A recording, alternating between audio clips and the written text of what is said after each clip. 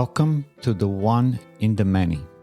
My name is Arshak Benlian. My purpose with the One in the Many podcast is to explore the process of integration as developmentally formative and therapeutically corrective factor in human psychology. The One in the Many is the study of how conscious life differentiates identity, integrates relation, regulates itself under constraint, and sustains direction through time. Subscribe to the One in the Many podcast and connect with me by writing to abenlian@oneinthemany.net.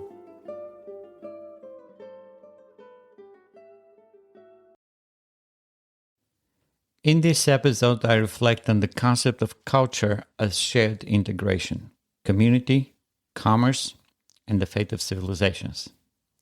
Why only one principle can scale without force. Culture is the largest field of shared integration among men. It is the structure within which individuals coordinate their values, their work, their language, their expectations, and ultimately their destinies. Every culture emerges from the same primordial need to join one consciousness to another in order to build more than either could build alone. But history reveals two fundamentally different pathways by which this joining has been attempted. One is building of community, integration through shared identity. The other, generating commerce, integration through differentiated exchange. Both got the men together, both promise order, both aim at coherence. But one of them, commerce, and its free institutional expression, capitalism, becomes the engine of life-enhancing progress, while the other, community, when politicized into communism, disintegrates the very individuals it seeks to unite. Culture, when viewed through the lens of the One in the Many, becomes the grand stage on which these two integrating forces either harmonize or collide. Let's begin with the communal impulse, unity through identity. Every civilization begins with some form of communal cohesion. Tribal structures, familial clans, monastic orders, and early agricultural villages all relied on shared identity, shared land, and shared resources. The communal impulse is ancient, grounding, and stabilizing. It forms the one out of likeness, same blood, same ritual, same role, same expectation. This is the original cultural glue, but it does not scale. As Will Durant noted, primitive communal orders survive only under conditions of small numbers, simple tasks, and shared metaphysical narratives. Their integration is real but fragile. It relies on conformity, suppression of individual difference, and the absence of complexity. The moment a culture expands, population, trade routes, production methods, the communal model strains under the weight of differentiation. A society cannot grow while its members are required to remain identical. The commune integrates by absorption. The many are folded into a single identity. This produces stability, but only temporarily and only at small scale. In contrast, there is a development of the commercial impulse, only through a unity through difference. Commerce enters history as the great counterforce to homogeneity. Where community insists on shared identity, commerce depends on different identities offering different values. The farmer does not become the smith does not become the merchant does not become the sailor. Each becomes more of what he uniquely is, and through the process of specialization, exchange, and voluntary cooperation, each becomes indispensable to the others. This is the birth of culture as a differentiated unity. Commerce integrates through relationship, not uniformity. It produces specialization, innovation, surplus, cross-cultural exchange, rising standards of life, and the freeing of time and energy for higher pursuits.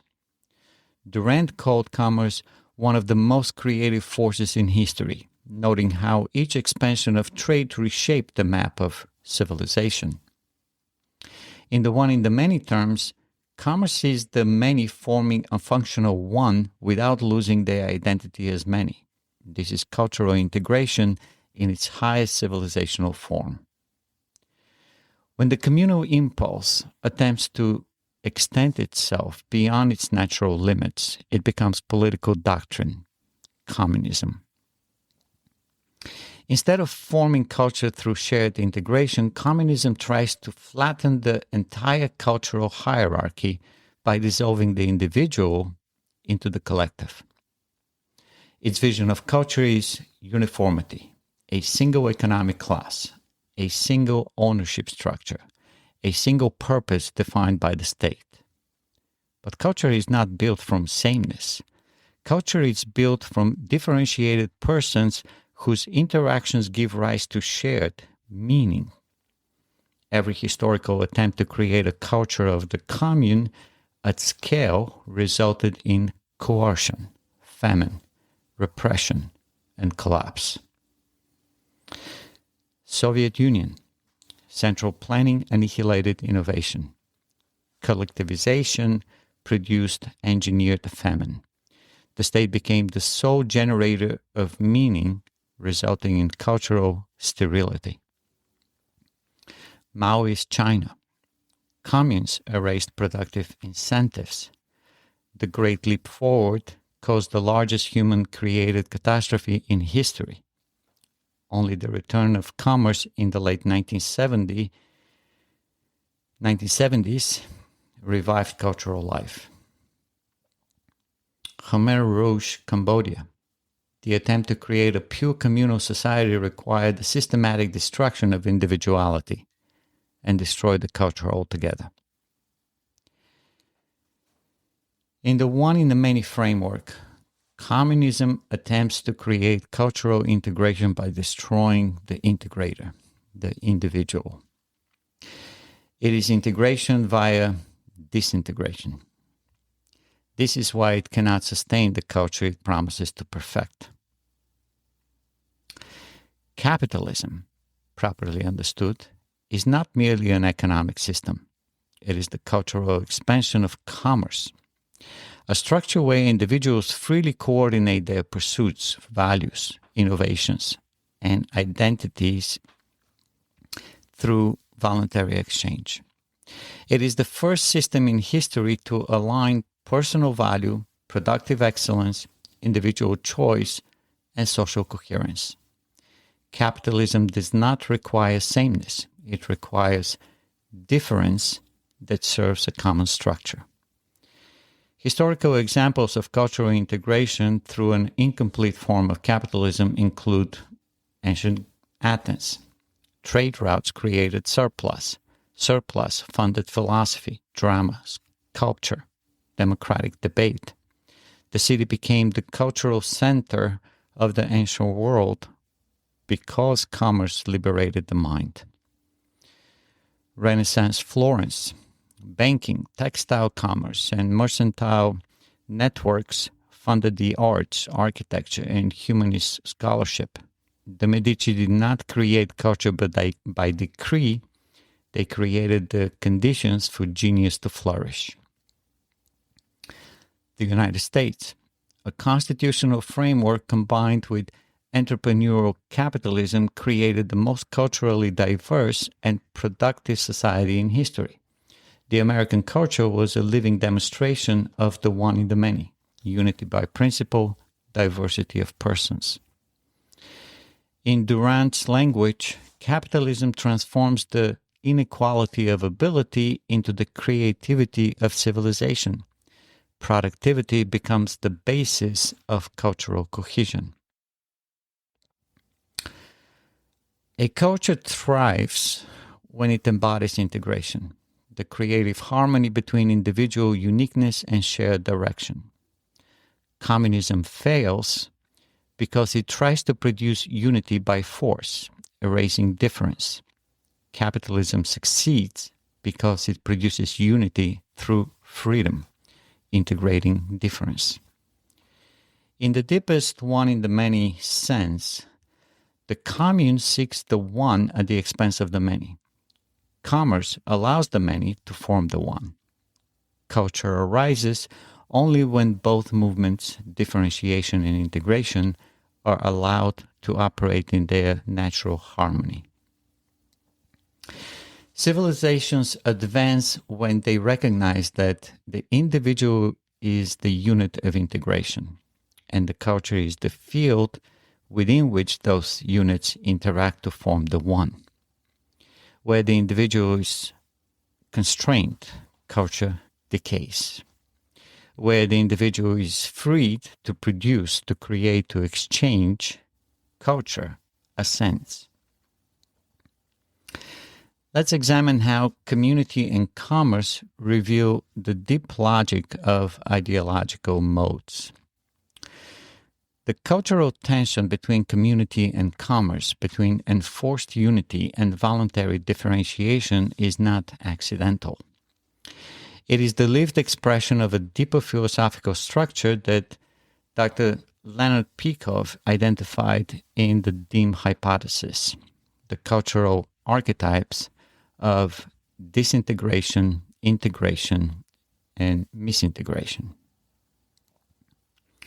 The one in the many attempts to expand the Dim hypothesis pattern into a psychological, developmental, and civilizational architecture. When viewed through the one in the many framework, the historic conflict between commune and commerce becomes a precise illustration of the three modes in action. First, the communal ideal as misintegration.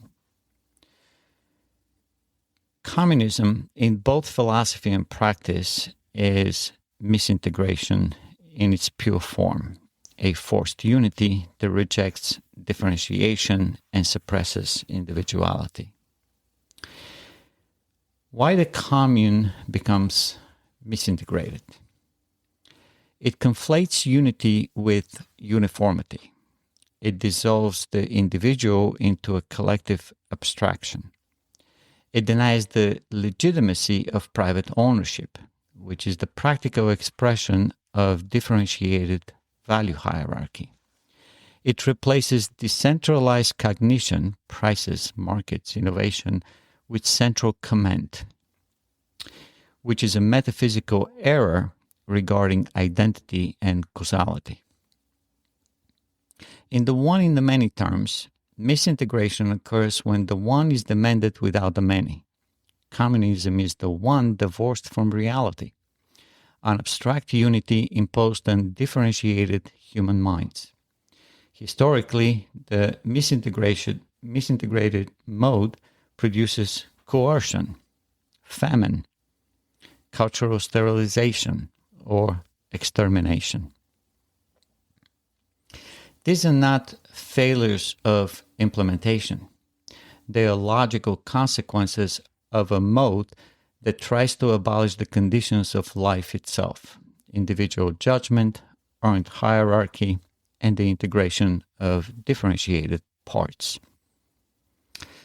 The second mode, commerce and capitalism as integration. Capitalism is the cultural embodiment of the integration mode, a principled unity that integrates differentiated individuals into a coherent system of mutual benefit. Why commerce is a integration mode? It preserves individuality, private judgment, private property. It organizes society through voluntary exchange rather than command. It converts difference into complementarity. It allows shared meaning to emerge rather than be imposed. Commerce does what misintegrated communal systems attempt but cannot achieve. unity without sacrificing the agent of unity, man's volitional consciousness. In cultural terms, this becomes the Athenian Golden Age, the Florentine Renaissance, the Dutch Merchant Republic, the American founding. In all such cultures, the integration mode manifests through secure property rights, a rule of law that respects identity and causality, the expansion of markets, innovation as a form of value discovery, and a hierarchy of competence that rewards production. This is integration in its purest social form. Lastly, the third mode, the communal past and the commercial future as disintegration, integration cultural dynamics. Most civilizations oscillate between disintegration and misintegration modes until they discover and stabilize the integration mode. When cultures lose their shared metaphysics or shared purpose, the result is disintegration. Fragmentation, skepticism, relativism, cultural exhaustion. In disintegration, individuals remain many but lose any shared one. Commerce becomes predatory. Community becomes tribal. Meaning becomes subjective. This could remind you of the world you're living now. Durand noted that civilizations collapse not from invasion, but from internal decay, when they no longer believe in the moral legitimacy of their founding purpose. You can listen to my episode on the gradient of order to gain more insight on this process. The disintegration mode is the cultural vacuum into which misintegration movements, forced unity, often rush. We can go deeper and find out how communism exploits disintegration mode to impose misintegration. In historical cycles, disintegration dissolves coherence. Into this vacuum steps misintegration, promising unity through force. But because misintegration eliminates differentiation, it must suppress thought, property, and voluntary cooperation. The culture stagnates and collapses. This pattern repeats. Late Imperial Russia, disintegration. Bolshevik Revolution, misintegration. Gulag, famine, collapse. Late Qing China, disintegration. Maoist communism, misintegration. Starvation, cultural revolution, collapse. Cambodia under French colonial disintegration. Khmer Rouge, misintegration, genocide.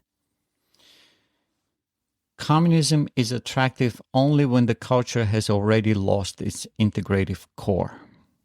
Misintegration arises as a counterfeit integration mode. Unity without reality, order without identity, culture without individuals. Now let's examine why capitalism is the only sustainable integration mode civilization. Capitalism recognizes the identity of things, the agency of individuals, and the causal structure of value creation. This is Pico's proper integration, and the one in the many expands it. Integration mode is the alignment of individual differentiation and volitional integration. Capitalism allows specialization, innovation, personal aspiration, and cultural coherence through emergent order. It does not abolish the many to achieve the one. It allows the many to create the one. In the end, community binds people horizontally by identity. Commerce binds people vertically by value. Communism tries to bind them by force. Capitalism binds them through voluntary integration. Deem explains the underlying modes through which these cultural forms emerge. Culture becomes durable only when its integrating principle is integration mode, because only integration mode preserves identity, difference, volition, and coherence in one system. In the language of the one in the many, culture is the extended field of integration where differentiated individuals participate in the creation of a shared one. Misintegration cultures destroy this field. Disintegration cultures abandon it. Integration mode cultures cultivate it. Commerce, true commerce, is not merely economic. It is the cultural expression of the human mind integrating itself with others through value. This is why capitalism becomes the engine of civilization. It is the only system that mirrors the metaphysics of consciousness, differentiation, integration, flourishing. We live in an age of surplus and a crisis of alignment.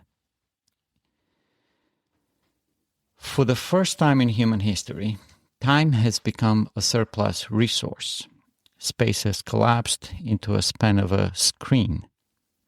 Knowledge, once the privilege of aristocracies and priesthoods, now appears instantly at the touch of a button. The human mind has never lived under conditions of such abundance, speed, and connectivity. Yet, our political structures, our cultural narratives, our moral expectations, and our educational systems remain anchored in older epochs. We are living with Bronze Age tribal psychology, medieval moral codes, and 19th century political institutions inside a 21st century technological framework. This disjunction is the central tension of our time. The mismatch between what man is capable of knowing and what his institutions allow him to become has never been wider.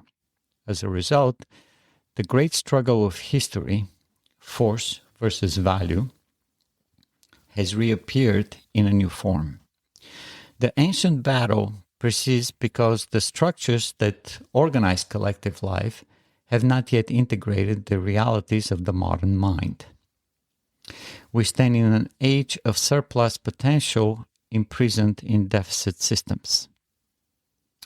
In all previous civilizations, time was a constraint. People labored from sunrise to sunset. Knowledge was slow, scarce, and expensive. Distance meant separation. Complexity meant impossibility. Today, the average individual has more discretionary time than any aristocrat of antiquity.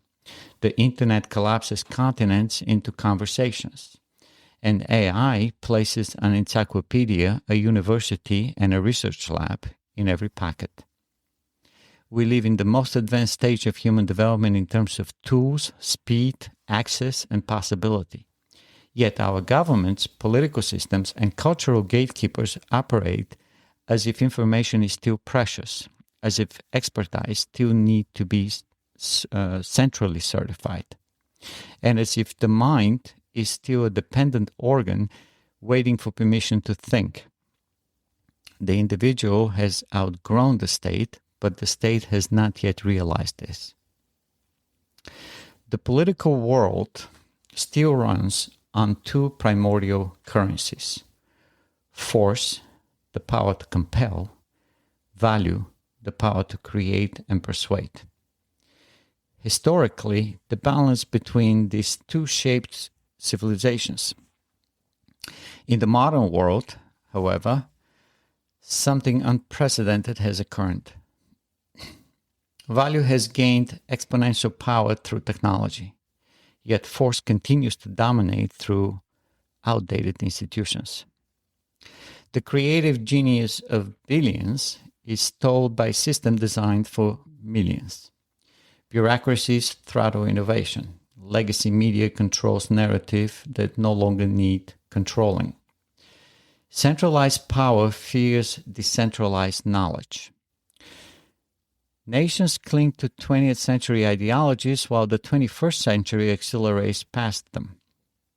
The momentum of creative genius, the true engine of progress, is slowed by structure rooted in misintegration and disintegration.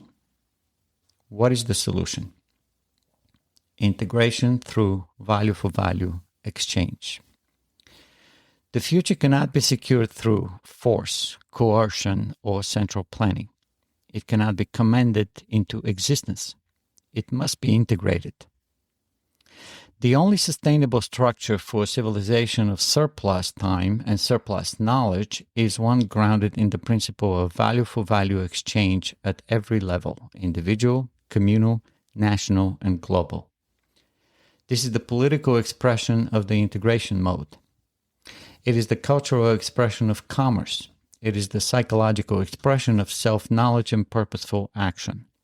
It is the metaphysical expression of the one in the many. Value for value exchange respects the identity of the individual, the differences among cultures, the demands of freedom, and the reality of interdependence. Only such a principle can scale with the complexity of the modern world because it does not require sameness. It only requires clarity, honesty, and alignment. Civilizations of the future will not rise on shared blood, shared land, or shared ideology. They will rise on shared integration. In the age of AI, knowledge is plentiful, but the self must choose. AI is not a threat, it's a mirror. It does not replace the human mind, it reveals the mind's priorities. For the first time in history, knowledge is not scarce, is not guarded, is not status symbol, it's not a barrier. But knowledge is only potential. To turn it into power, one must know what he values and why. Technology has solved the problem of access. It has not solved the problem of valuation. This returns us to the oldest imperative carved on the temple of Apollo. Know yourself. Today, this command is not merely ethical or philosophical, it is structural. In the age of infinite information, self-knowledge becomes the gatekeeper of every choice. Without knowing one's values, knowledge becomes noise, choices become random, attention fragments, agency dissolves, and the individual's surplus time becomes a deficit life. AI has democratized knowledge, but it has not democratized wisdom. Wisdom remains the function of the mind that knows itself well enough to integrate what it encounters. The culture that survives the 21st century will be the cultures that integrate individual autonomy with global interdependence, technological acceleration with ethical clarity, surplus time with purposeful direction, surplus information with self-knowledge, AI capability with human identity, differentiation with shared integration. This is the modern expression of the one in the many, a civilization in which difference is preserved, value is exchanged, force is minimized, and integration is maximized. History has shown that forced unity collapses. That's the misintegration mode. Fragmented nihilism decays. Disintegration mode. Only value-oriented integration scales with human nature. The future belongs to integrated minds cooperating through value. The structures of tomorrow must reflect the psychology of a species that has outgrown its own past. The ancient call, know yourself, is no longer a philosophical invitation. It is the prerequisite for navigating a world where knowledge is abundant, time is surplus, and integration is the only path forward. What would the politics of integration look like? Here is a framework for the future from force to value, from control to coordination, from uniformity to volitional order. Political systems are humanity's attempt to formalize the conditions under which individuals and communities live together. Historically, these systems have been variations on one primitive question. Who controls the many? Kings, councils, churches, nations, parties, committees, corporations. Each has attempted to answer this question differently. But all of them share one premise: the many must be governed from above. This premise may have made sense, although that's doubtful, when information was scarce, time was limited, and coordination depended on hierarchy and central authority. But in the age of surplus time, surplus knowledge, and instantaneous connectivity, political structures built on top-down control no longer reflect the cognitive landscape of the modern mind. We have outgrown the politics of command. What we need is politics of integration. Every political system before the modern age, regardless of ideology, was in essence a technology of control. Monarchies controlled land and people. Theocracies controlled belief. Bureaucracies controlled behavior. Communist regimes controlled production. Fascist regimes controlled identity. Even classical democracies controlled through majoritarian coercion, the many voting to bind the few. The common denominator was the same: power flowed downward. This is what Peikoff identifies as the misintegration and disintegration modes. The forced unity of the collective versus the fragmentation of distrust and institutional decay. Under this old paradigm, the state is the one, the citizens are the many, and the one demands obedience from the many. But the structure cannot scale in a world where individuals have the tools to know, create, coordinate, and innovate faster than governments can legislate. The one can no longer outrun the many. The many have surpassed the one in speed, clarity, and capacity. In the world today, individuals hold more processing power than ancient governments. AI extends cognition beyond biological limits. Markets coordinate billions of decisions without central planning. Knowledge circulates faster than institutions can react. Communities form spontaneously across continents based on shared values rather than shared geography. We have produced a cognitive environment where coordination has outpaced coercion and value has outpaced force. Political systems have not adapted to this. They still operate like industrial age command center that believe knowledge must be approved, innovation must be licensed, education must be standardized, commerce must be centrally monitored, progress must be administered. This is the misintegration mode, enforcing a unity that contradicts the nature of modern human differentiation. In today's world, such forced unity doesn't merely fail, it becomes dangerous. It suppresses surplus minds, it wastes surplus time, it destroys surplus potential. The politics of the future must be built on the same principle this entire system of integration rests on. Integration without the destruction of the integrator. The integrator is the individual mind. The political structure is the field in which those minds coordinate. The correct political structure, therefore, must recognize individual identity, preserve differentiation, facilitate voluntary cooperation, reward value creation, and prevent force from disrupting value. This is the politics of value for value exchange applied to institutions.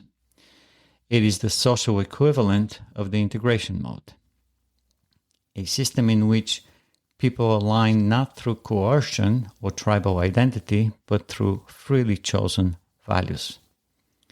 Such a system does not homogenize, does not collectivize, does not fragment, does not regress. It integrates. And integration is the only political strategy that matches the modern mind's capacity. A culture cannot integrate what it cannot identify, and it cannot identify what it does not value. In the 21st century, political legitimacy will come from one source: the alignment between individual values and social structures. The nations that thrive will be those that shift from control to coordination, hierarchy to networks, obedience to integration, and ideology to identity. AI accelerates all of this. It does not replace agency. It magnifies the consequences of misalignment and rewards the clarity of integrated minds. The next political revolution will not be fought in parliaments or streets. It will occur within consciousness. As individuals rediscover purpose, communities rebuild shared values, and societies redesign institutions that no longer compete with human potential but cooperate with it. The ancient imperative returns with new urgency. Know yourself so that your cultures, institutions, and future can know what they must become.